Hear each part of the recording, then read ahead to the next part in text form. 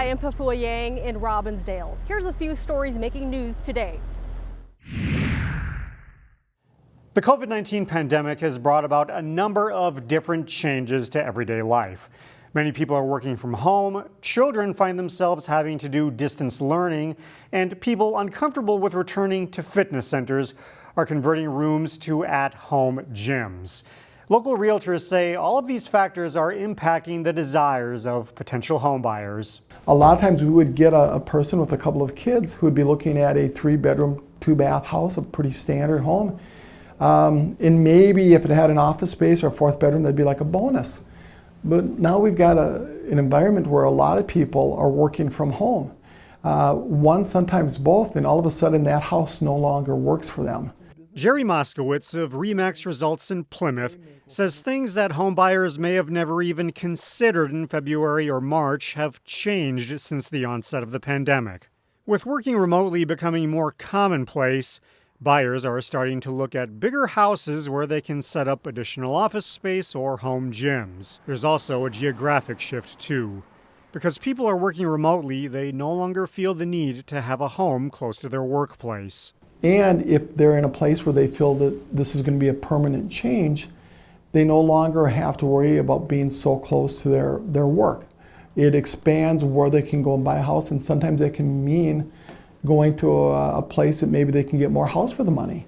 In case you were wondering about the status of the Twin Cities housing market, MOSCOWITZ says it stayed extremely strong despite the pandemic, thanks to low interest rates and the fact that there are more buyers than sellers.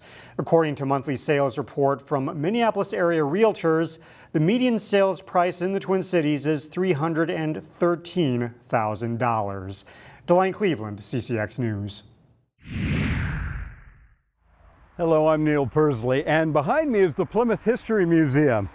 And right now, they're in the middle of a big, what's that? You didn't know Plymouth had a history museum?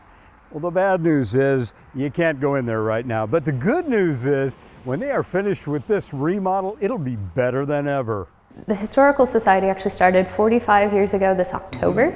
Not only is the museum getting a new look, she has a new director as well. This building that we're in right now is actually the historic town hall for the city. So this was built in 1885, and it would have served as the first meeting place for Plymouth. The building was still being used as the town hall right up until the early 60s, but as the new city center came online, the building was relegated to city storage. By 1975, the building had fallen into disrepair.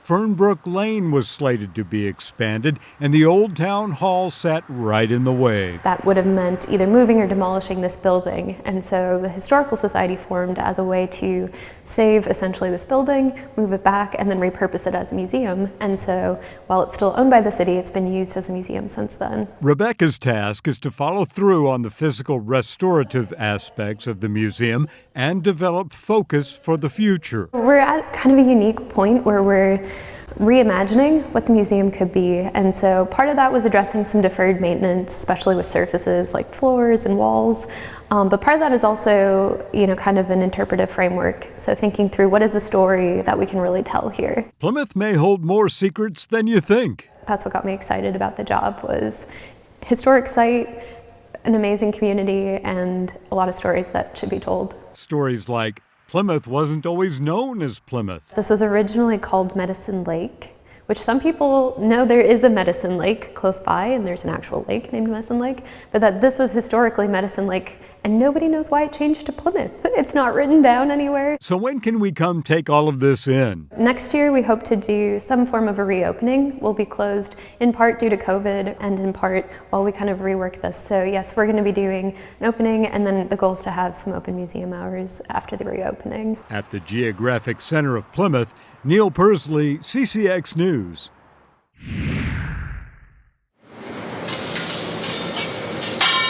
Hot and fresh hibachi style food. We got the yum yum sauce, teriyaki wings. Yo, man. 10 minutes, and it's hot and fresh. Best fast food in town, under 10 minutes, hot and fresh. Can't get any better than this. something new to the city, and we all grew up around in Brooklyn Park, so that's the greatest part, is working in our own city. I went to North Carolina to learn this concept and then fell in love with it and then wanted to bring it back to Minnesota and finally brought it back to my city. Quick and easy, really good. The hottest one we got right now is the steak and shrimp. Right behind it is steak and chicken. Fried rice, sweet carrots, and a 4-ounce shrimp sauce. You know, there's mutual respect. All right. You know, you do your jobs right, and everything goes smoothly. So we got our fried rice grill, we got the main grill, deep fryer. You know, everything's cooked right off the grill, so it's hot and fresh. For just opening for a month, we've been real good.